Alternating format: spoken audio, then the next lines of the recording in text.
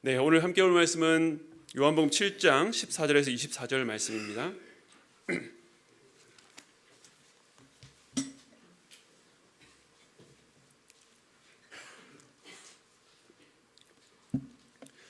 우리 함께 읽을 때 제가 먼저 읽겠습니다. 이미 명절의 중간이 되어 예수께서 성전에 올라가서 가르치시니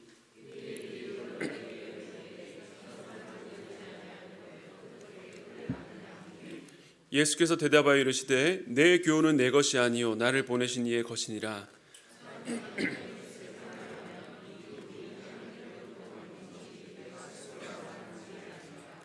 스스로 말하는 자는 자기 영광만 구하되 보내신 이의 영광을 구하는 자는 참되니 그 속에 불의가 없느니라.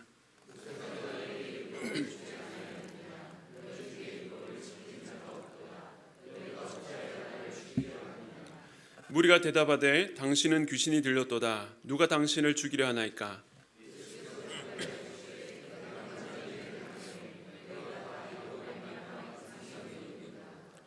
모세가 너에게 할례를 행했으니 그러나 할례는 모세에게서 난 것이 아니요 조상들에게서 난 것이라. 그러므로 너희가 안식일에도 사람에게 할례를 행하느니라. 범하지 아니하라고 사람이 안식일에도 할례를 받는 일이 있거든.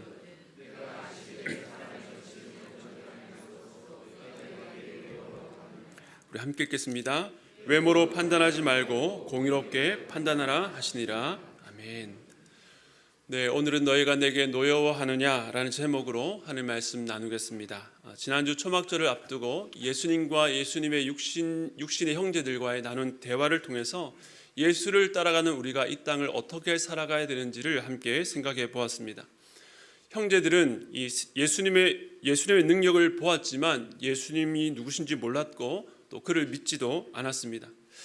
그렇기 때문에 그들은 세상적 욕심을 따라 갈릴리를 떠나 유대로 올라가라고 권했지만 예수님은 단호하게 거절하셨습니다. 예수님은 하나님께 정하여 주신 때를 기다렸고 또 하나님의 시간표에 따라서 움직이셨던 것입니다. 그리고 예수님은 나중에 따로 은밀히 올라가셨습니다. 결과적으로 보면 형제들과 똑같이 예루살렘으로 올라가셨지만 그들과는 다른 목적으로 올라가신 것입니다.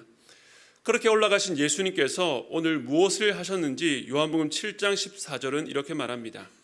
이미 명절의 중간이 되어 예수께서 성전에 올라가서 가르치시니. 명절의 중간에, 그러니까 명절에 무르익어서 예루살렘에 방문한 순례자들이 가장 붐빌 그때에 예수님께서는 성전에 올라가서 무엇을 하셨습니까? 못 들으셨습니까? 가르치셨습니다. 앞서 형제들은 여기 묻혀있지 말고 유대로 올라가서 당신이 행한 일을 보이라 했습니다. 어떤 기적을 통하여 더 많은 사람들을 모아서 그 세력으로 무언가 일을 이루라는 것입니다. 그러나 주님께서는 그 뜻을 거절하신 뒤에 올라가서 하신 일이 바로 가르치는 일이었습니다. 요한복음은 그 시작에서 예수님을 말씀으로 소개하고 이 말씀이 육신이 되어 이 땅에 오셨다라고 말합니다. 즉 예수님에 대해서 다른 어떤 설명보다 하나님의 뜻을 드러내시고 알리시는 분으로 소개한다는 것을 기억해야 됩니다.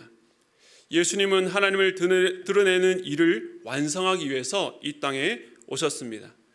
그렇기 때문에 공생애 가운데 여러 가지 이적을 행하셨지만 무엇보다도 가장 크고도 중요한 사역은 바로 가르치는 사역이었다는 것입니다. 예수님은 형제들의 요청으로 대변되는 이 세상의 요구가 아니라 하나님의 뜻을 가르치는 일에 충실하셨습니다. 사랑하는 성도 여러분, 오늘도 말씀이신 예수님께서 그 뜻을 우리에게 알리심으로 저와 여러분을 가르치고 있다는 사실을 믿으십니까? 아멘. 그러므로 신앙생활은 주님의 가르침을 받는 것입니다. 한 번 받고 끝이 아니라 지속적으로 배우고 익혀야 됩니다. 내가 아무리 예수님을 오래 믿어왔다 할지라도 여러 훈련과 제자훈련까지 받고 이제는 누군가를 가르치는 자리에 있다 할지라도 교회에서 아무리 많은 봉사를 하고 헌신을 했어도 내가 주님의 가르침을 받아야 된다는 사실은 변할 수 없는 것입니다. 그런데 이 사실을 놓치고 더 이상 주님께 배우려 하지 않고 배울 필요가 없다라고 생각한다면 영적으로 큰 위기 가운데 있는 것입니다. 믿음의 길을 걸어가는 우리 모두 늘 주님 앞에 배우기를 힘쓰는 은혜가 있기를 축복합니다. 그것이 복입니다. 그렇다면 여러분에게 묻겠습니다. 여러분은 좋은 학생이십니까?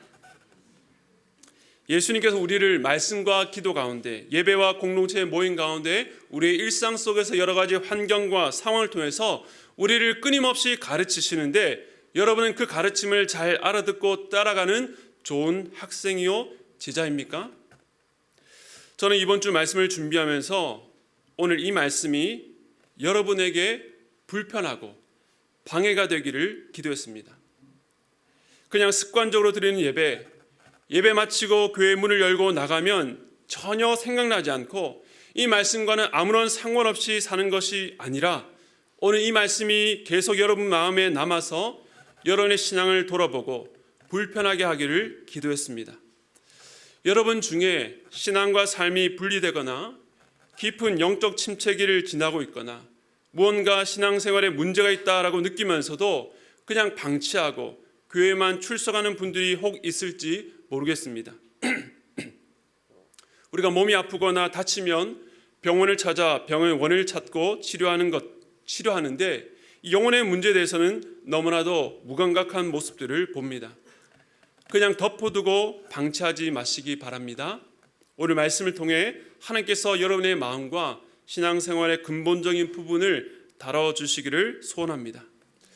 예수님께서 성전에 올라가서 가르치셨는데 오늘 본문을 보면 그 가르침의 내용이 무엇인지는 드러내지 않고 가르침에 대한 이 청중들의 반응이 나옵니다. 그들의 반응을 보시고 예수님은 너희가 내게 노여워하느냐? 왜 그렇게 화를 내느냐라고 말씀하십니다.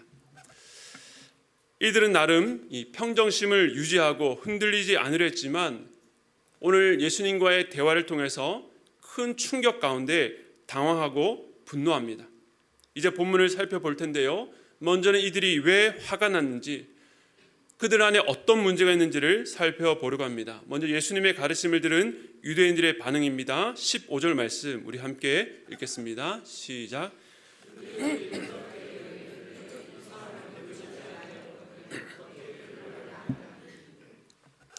유대인들은 예수님의 가르침을 듣고 놀랍게 여겼습니다.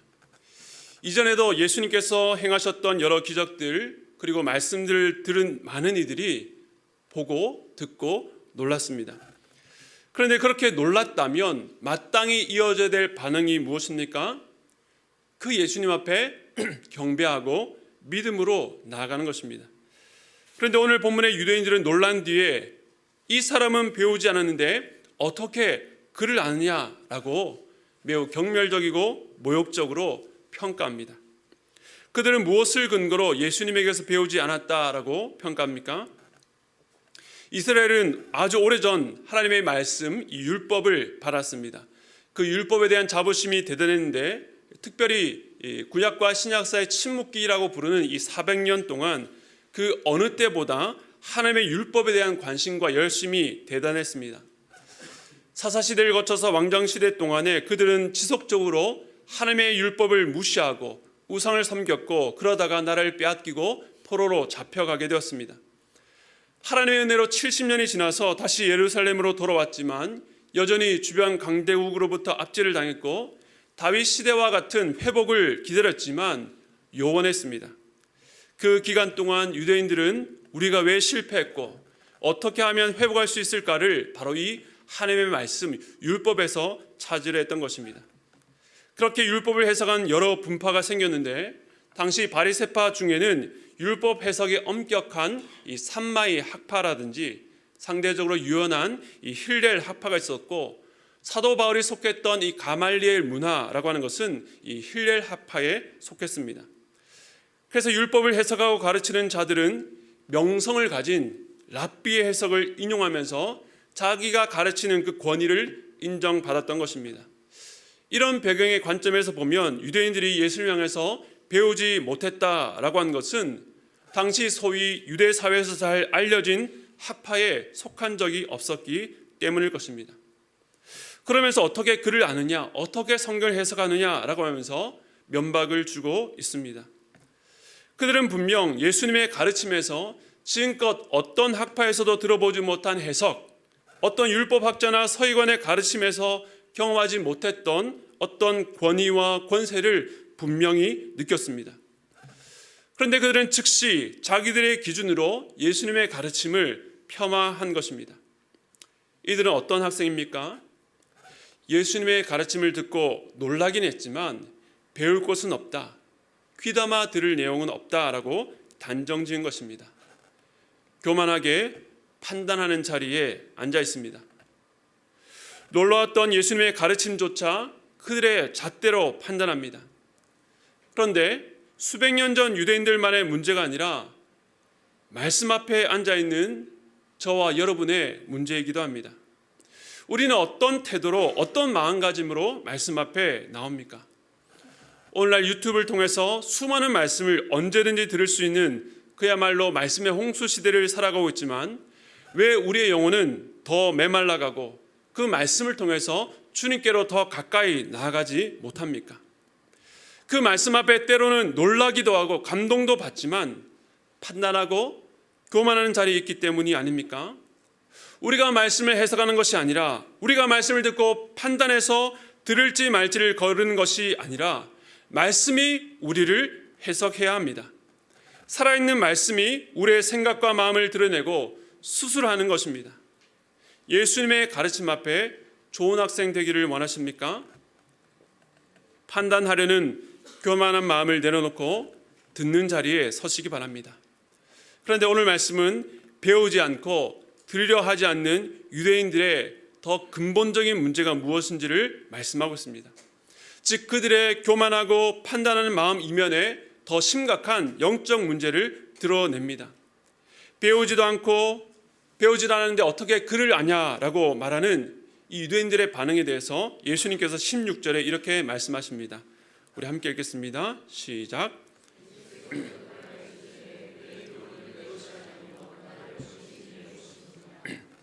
내 교훈은 내 것이 아니라 나를 보내신 이의 것이다. 즉 유대인들의 교훈은 자기 학파의 랍비를 통해서 전수된 이 오랜 해석 전통에 따른 것이라면 예수님께서 가르치는 교훈은 사람에게서 배운 것이 아니라 나를 보내신 이 바로 하늘에 계신 하나님으로부터 왔다는 것입니다. 예수께서 가르치신 교훈의 근원과 권위는 유대인들이 감히 판단할 수 없는 영역에 있다라고 말씀하신 것입니다. 그러면 이런 의문이 듭니다. 주님의 교훈이 하나님께로부터 왔는지 어떻게 확인할 수 있는가?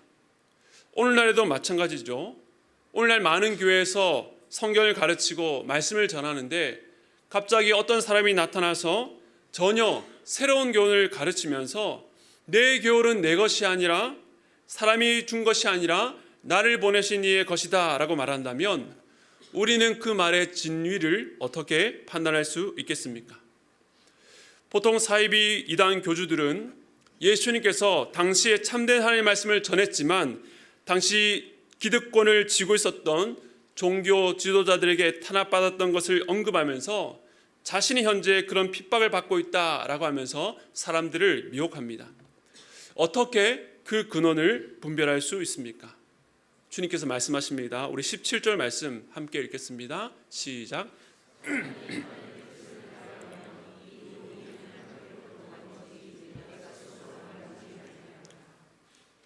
어떤 교훈이 하나님으로부터 왔는지 아니면 그것이 사람이 스스로 하는 말인지 어떻게 분별하고 검증할 수 있습니까? 사람이 하나님의 뜻을 행하려 하면 분별할 수 있다는 것입니다. 무슨 뜻인지 바로 이해가 되지 않을 수도 있습니다. 그러나 주님께서 이런 말씀을 하신 것은 우선 예수님의 교훈을 받아들이려 하지 않는 유대인들의 결정적인 문제가 무엇인지를 드러내고 있습니다. 그것이 무엇입니까? 너희들은 하나님의 뜻을 행하려고 하지 않는다. 유대인 너희들은 하나님의 뜻을 행할 마음이 전혀 없다. 하나님의 말씀을 가르치고 참된 진리가 무엇인지 분별한다고 하면서 정작 하나님의 뜻을 행할 마음이 없는 그들의 속마음을 드러내신 것입니다. 그들이 왜 예수님의 교훈이 하나님께로부터 왔다는 것을 인정하지 않고 밀어냅니까? 그들 마음속에 진정 하나님의 뜻을 행하려는 마음이 없었기 때문입니다. 이 말씀에서 사람이 하나님의 뜻을 알려고 하면이라고 하지 않고 행하려 하면이라고 말합니다. 그냥 지식적으로 하나님의 뜻을 알고 그 지식을 쌓는 것이 아니라 행하려는 마음, 그 의지, 그 말씀에 순종하려는 자는 하나님께로부터 온 교훈을 분별할 수 있다는 의미입니다. 시편 40편 8절 말씀은 이렇게 말합니다. 나의 하나님이여 내가 주의 뜻 행하기를 즐기오니 주의 법이 나의 심중에 있나이다 하였나이다. 주의 뜻 행하기를 즐겨하는 제 심령에는 주의 법이 있습니다. 내가 많은 지식을 습득해 하는 것이 아니라 하나님의 뜻을 행하려 하면 눈이 열린다는 것입니다. 순종하려는 의지와 결단이 하나님의 뜻을 분별하게 합니다. 그런데 죄된 본성을 가진 죄인은 하나님의 뜻을 행할 의지 자체가 있을 수 없습니다. 그러나 제가 요한복음을 강의하면서 지난 6장부터 계속 강조해서 말씀드린 것처럼 오직 하나님께서 이끄시는 자만이 예수님을 믿을 수 있고 그 믿음으로 말미암아 우리 안에 새로운 본성, 바로 하나님의 뜻대로 살려고 하는 의지가 일어납니다. 그러므로 이제 우리는 육체적 본성이 아니라 우리 안에 하나님께서 주신 새로운 본성, 바로 성령을 따라 행할 수 있게 되는 것입니다. 그러므로 하나님의 뜻을 깨달아 그 뜻대로 순종하는 삶이 우리에게 믿음이 있다라는 증거가 됩니다. 그런데 왜 우리가 하나님의 교훈을 분별하기 힘들어합니까? 우리 가정의 문제, 직장과 사업, 신앙의 문제, 관계의 문제, 우리 진로와 자녀들의 진로를 결정하는 일 앞에서 왜 끊임없이 흔들립니까? 겉으로는 하나님의 뜻을 가르쳐 달라고 하지만 알려만 주시면 내가 순종하겠다고 기도하는데도 왜 혼란스럽고 답답합니까? 우리는 진지하게 스스로에게 물어보아야 합니다. 정말로 그 문제에 대해서 하나님의 뜻대로 순종할 마음이 있는가? 정말 하나님의 뜻을 알게 되면 기쁨으로 순종하겠는가? 문제는 우리가 그 두 길 사이에서 저울질하고 있기 때문입니다. 그것이 무엇입니까? 그 두 가지 길이 무엇입니까? 7장 18절 이렇게 말합니다. 우리 함께 읽겠습니다. 시작. 말하는 자는 그 속에 불의가 없느니라. 왜 우리가 중요한 문제 앞에서 하나님의 뜻을 분별하지 못합니까? 왜 유대인들은 주님의 교훈이 하나님께로부터 왔다는 것을 분별하지 못합니까? 그들 마음 안에 자기 영광만 구하는 욕심이 있기 때문이었습니다. 우리는 하나님의 뜻을 구하지만 그 안에 나도 영광받고 싶은 욕심이 있습니다. 내 진로에 대해서, 우리 가정에 대해서, 교회와 자녀들에 대해서 내 이름이 높아지고 내가 영광을 받고 싶은 욕심이 충돌하기 때문에 하나님의 뜻을 분별하지 못합니다. 오늘 본문의 유대인들도 마찬가지입니다. 겉으로는 율법을 지키는 수호자 신분을 자처했지만 그들의 속마음은 인간의 영광을 구하고 서로 높임을 받으려고 했기 때문에 하나님의 교훈을 말씀하시는 주님을 거절하고 스스로 말하는 자들의 교훈에 귀를 기울이는 것입니다. 그러나 예수님은 하나님의 영광만을 구하셨습니다. 자기가 죽기까지 오직 하나님의 영광만을 구하셨습니다. 그렇기 때문에 주님의 교훈은 하나님께로부터 온 것입니다. 여러분, 사이비 이단 교주들, 그리고 지금까지 없었고 기성교회에서 들을 수 없었던 새로운 말씀을 전한다고 하면서 청중들을 몰고 다니는 거짓 목자들을 보면 그들이 하나님께로부터 직접적으로 독특하게 받은 계시를 전한다고 하지만 결국 근원은 모두 자기의 영광만을 구합니다. 경제적 이득을 착취하고 사람들을 영적으로 자기에게 예속시킵니다. 하나님이 아니라 한 개인의 영적 리더십을 떠나서는 마치 제대로 신앙생활을 할 수 없는 것처럼 생각하게 가스라이팅 시켜서 그 영혼을 사로잡는 것입니다. 저도 마찬가지입니다. 제가 전하는 말씀을 통해서 저 개인의 명성을 높이려 하고 사적인 야망을 거두려 한다면 저는 하나님의 말씀을 도구로 스스로 말하는 자에 불과합니다. 사랑하는 성도 여러분, 하나님의 말씀을 통해 하나님의 뜻 분별하기를 원하십니까? 말씀을 통해 여러분 개인의 이익과 만족이 아니라 어떤 말씀이든 그대로 순종하는 하나님의 뜻을 행하려 하는 여러분 되시기를 바랍니다. 자기의 영광이 아니라 여러분의 순종을 통해 오직 하나님의 영광만을 드러내기를 소원하는 여러분 되시기를 축복합니다. 끝으로 오늘 분노하는 청중, 이들이 왜 이렇게 교만하고 높은 자리에 앉아 판단하는지, 왜 그들은 사람의 영광을 구하고 하나님의 뜻을 행하려는 마음이 없음에도 불구하고 그들의 영적인 문제를 깨닫지 못하는지 주님은 결정적인 예를 들어서 말씀합니다. 19절 말씀인데요, 우리 함께 읽겠습니다. 시작. 모세가 너에게 율법을 주지 아니하였느냐? 너희 중에 율법을 지킨 자가 없도다. 예수님의 결정적인 진단입니다. 그들은 조상들이 모세에게 받은 율법, 그것을 분석하고 연구해서 가르치고 행하는 것에 대단한 자부심을 갖고 있었습니다. 그런데 주님께서 너희 중에 율법을 지키는 자가 없다라고 말씀하셨습니다. 유대인들은 자신들을 지탱해온 기반이 무너지고 지금까지 대대로 지켜온 삶을 완전히 부정당하는 심정이었을 것입니다. 얼마나 충격적이었던지 20절에 보니까 예수님을 향해서 당신은 귀신이 들렸다라고 말합니다. 귀신 들린 자를 온전케 하시는 주님을 향해서 귀신 들렸다라고 말하는 것이 얼마나 어처구니가 없는 말입니까? 그만큼 당황한 것입니다.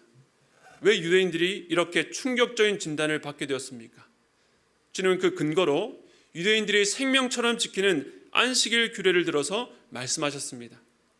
역사 속에 유대의 경건한 자들은 심지어 안식일에 전쟁을 하느니 차라리 죽겠다라고 죽음을 택한 자들도 있었습니다. 안식을 범하지 않으려고 행동 하나하나를 철저히 조심했습니다. 그럼에도 예수님께서 유대인들이 왜 율법을 지키지 않았다라고 말씀하셨는지 할례 문제를 들어서 말씀하시는데요, 이스라엘 백성들은 아들이 태어나면 난지 8일 만에 할례를 행했습니다.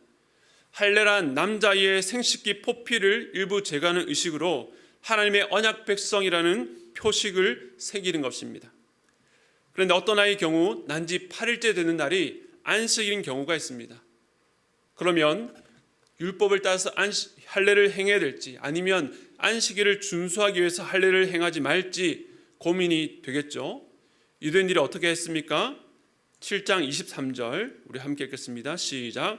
모세의 율법을 범하지 아니하려고 사람이 안식일에도 할례를 받는 일이 있거든 내가 안식일에 사람의 전신을 건전하게 하는 것으로 너희가 내게 노여워하느냐. 유대인들은 할례 율법을 범하지 않기 위해서 안식일에도 할례를 행했습니다. 이 행위 자체가 잘못되었다는 것은 아닙니다. 무엇이 문제입니까? 지난 요한복음 5장에서 예수님께서 베데스다 못에서 38년 된 병자, 스스로는 움직일 수 없어서 누군가가 자기를 들어서 이 못이 동할 때에 들어가기를 원했던 그 병자를 안식일에 치료하셨습니다. 그런데 그 일로 인해서 유대인들은 예수가 안식일을 어겼다라고 정죄하며 죽이려 했습니다. 율법을 범하지 않기 위해서 안식일에 할례를 행하면서 예수님께서 오랜 시간 병으로 고통받던 자를 온전케 한 일을 두고 너희가 어찌 내게 노여하느냐라고 예수님께서 물으신 것입니다. 안식일을 어겼다, 지켰다라고 하는 것에 대한 판단의 근거가 어디 있습니까? 그들의 문제가 무엇입니까? 마지막 구절입니다. 7장 24절 이렇게 말합니다. 외모로 판단하지 말고 공의롭게 판단하라 하시니라. 그들은 외적으로 표면적으로만 율법을 지켰고 그런 잣대로 판단했습니다. 율법의 본래 의도, 참된 뜻과는 무관한 판단이었습니다. 예수님께서 이런 모습을 보시고 외모로 판단하지 말라고 하신 것입니다. 율법을 피상적으로 판단했습니다. 열심히 지킨다고 했지만 그것이 본질과는 하등 상관없는 일이었습니다. 안식일의 의미가 무엇입니까? 제가 지난 5장 설교 때도 말씀드렸지만 안식일은 단지 해야 될 것과 하지 말아야 될 것을 구별해서 그저 규례를 어기지 않는 수준에 만족하는 소극적인 규례가 아니라고 말씀을 드렸습니다. 안식은 구원 역사를 주관하시는 하나님께서 최종적으로 이루실 완성입니다. 하나님은 우리를 궁극적인 안식으로 인도하십니다. 주님은 그것을 보여주시려고 38년 된 병자의 전신을 건전하게 하신 것입니다. 우리는 안식일의 완성인 주일에 이 예배를 통해서 하나님께서 약속하신 안식을 맛보고 장차 이루실 그 완성될 안식을 소망하게 됩니다. 그런데 이러한 본질과는 무관하게 안식일을 범했으니 예수를 죽이라 말하는 그들이 말하는 율법, 그것은 외모로 판단한 결과였습니다. 우리 역시 마찬가지입니다. 본질에 닿지 않는 피상적인 신앙생활을 하면서도 괜찮다라고 속을 수 있습니다.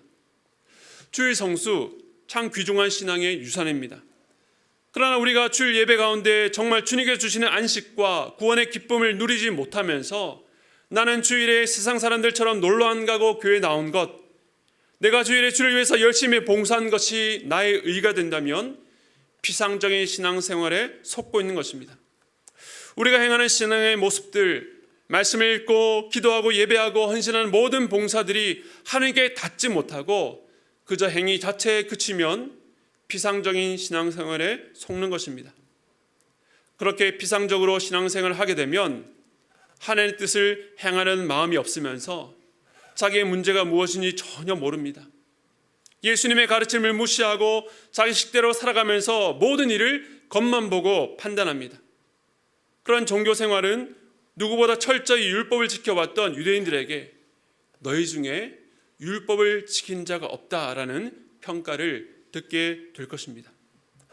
우리의 신앙이 종교생활로 전락하는 것은 피상적으로 말씀을 대하고 생명 없는 신앙의 행위로 살기 때문입니다. 그렇다면 이런 피상적인 신앙생활을 하지 않으려면 어떻게 해야 될까요? 제가 설교 서두에 말씀드렸습니다. 우리 예수님은 어떤 분이시라고요? 우리를 가르치시는 분입니다. 여러분이 얼마나 오랫동안 신앙생활을 하셨든지 직분이 무엇이든 항상 겸손히 주님께 배우는 자리에 서시기 바랍니다. 지금까지 여러분이 경험했던 것이나 배운 것에만 의존하지 말고 날마다 말씀을 통해 새롭게 깨닫게 하시는 주님을 기대하시기 바랍니다. 하나님의 뜻을 행하려 하는 자는 그 말씀 속에서 주님의 교훈을 분별할 수 있습니다. 그렇게 깨닫게 하실 때마다 순종하셔서 주님을 기쁘시게 되는 삶을 사시는 저와 여러분 되시기를 축복합니다. 특별히 오늘은 성찬식이 있습니다. 우리가 주님께 배울 수 있는 이유와 근거는 이 성찬을 베푸신 그리스도의 십자가의 은혜 때문입니다. 우리가 오늘 믿음으로 떡과 포도주를 먹고 마실 때에 물질적으로는 그 음식이 우리의 입과 식도를 지나서 소화기관을 통과하지만 그리스도의 생명을 가진 우리에게는 주님의 살과 피라는 구원의 은혜를 받아 누리는 신비한 경험을 하게 됩니다. 지쳐있고 낙심된 영혼이 주님의 양식을 먹고 마심으로 힘을 얻고 예수 그리스도를 바라보는 은혜가 있기를 원합니다. 당신의 살을 찢으시고 우리를 위해서 흘리신 보혈의 은혜로 말미암아 우리에게 주어진 삶이 나 홀로 걷는 것이 아니라 우리를 가르치시는 예수 그리스도와 함께 걸어가는 연합되어 살아가는 삶이라는 것을 기억하시기 바랍니다. 주님의 제자로 살아가 생명력 있는 신앙생활하는 저와 여러분 되시기를 주님의 이름으로 축복합니다.